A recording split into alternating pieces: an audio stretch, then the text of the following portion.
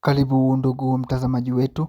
Kama ni mara yako ya kwanza unajiunga nasi Mswati Media, basi usisahau kubonyeza alama ya subscribe plus bell iliyoko juu ya video yako ili uendelee kuwa wa kwanza kupata taarifa zetu bomba kabisa za michezo, hasa zinazohusu klabu ya Simba Sport Club. Simba leo tarehe 14 siku ya Valentine Day imeweza kuwafurahisha mashabiki zake mara baada ya kuibuka na ushindi wa goli 1-0. Ikumbukwe ni mchezo wa kutamatisha hatua ya makundi katika michuano ya CAF Champions League, ambapo Simba Sport Club walikuwa katika kundi D na wakiwa wanashika mkia katika kundi hilo, lakini walikutana na walikuwa wanawakaribisha Stade Malien ya kutoka nchini Mali katika uwanja wa Mkapa Stadium, ambapo Simba Sport Club wameweza kuibuka na ushindi wa goli 1-0, goli lilofungwa na Ancent Ora dakika ya 4 ya mchezo kipindi cha kwanza.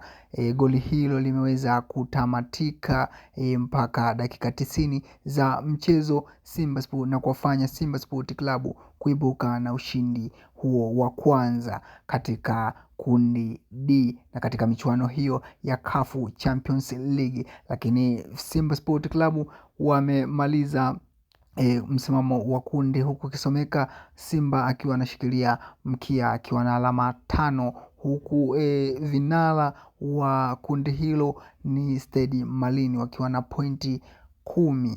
Hivyo Simba Sport Club anakuwa rasmi ametolewa katika kundi hilo na ameshindwa kufuzu kwenda hatua za robo finali. Hivyo Simba Sport Club atarejea katika kuendelea na mbio za ubingwa katika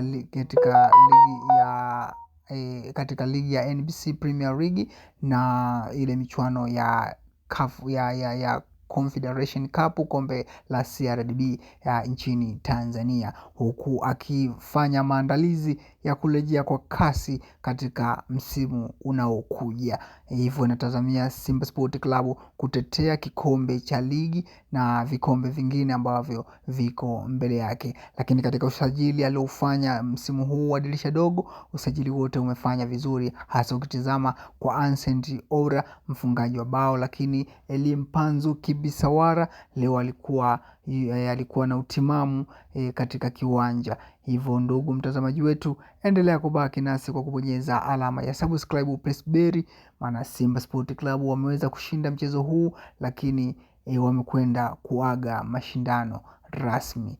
Basi ndugu mtazamaji wetu, endelea kubaki nasi kwa taarifa zaidi.